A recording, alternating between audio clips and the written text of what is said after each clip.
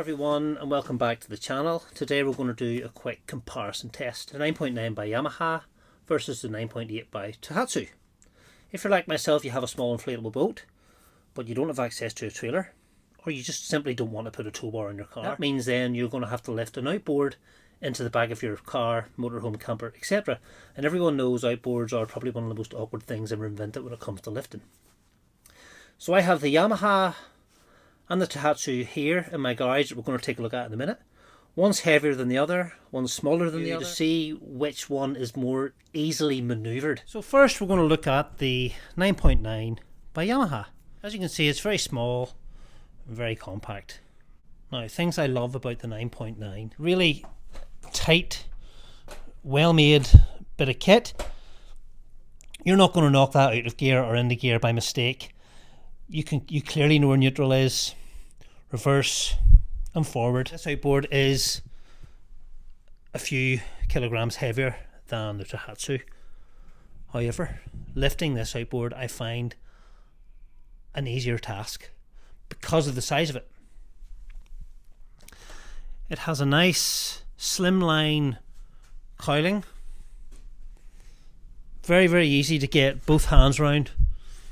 You've got a nice grip, solid grip in there, and you have a very robust handle at the back of it. This outboard is featured with this flush mechanism, which is fantastic. There's no fiddling about with screwdrivers or anything like that. This can all be done by hand.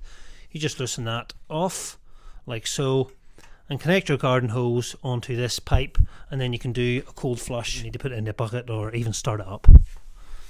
Compact outboard.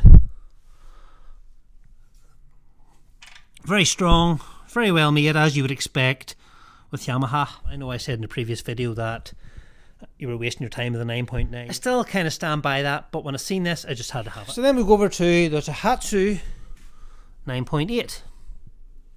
Don't have a stand for this, unfortunately. Now, this outboard is lighter than the 9.9. However, it's more difficult to lift.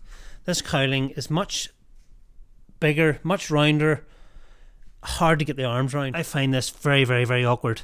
See, trying to find neutral with this when you're out in the water, it's actually a bit of a nightmare.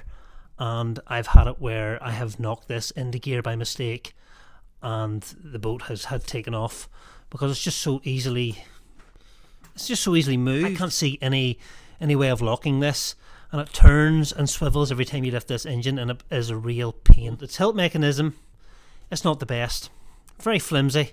This has already been replaced because it actually had bent. You can see it in there. It's quite flimsy. The cold flush valve is down here, so you will have to have a screwdriver on hand to loosen that, and sometimes it's actually quite hard to get out. Then there's a little valve you can buy and it screws into that, and it pumps your engine out. The Tohatsu has a good little engine, but it's not that.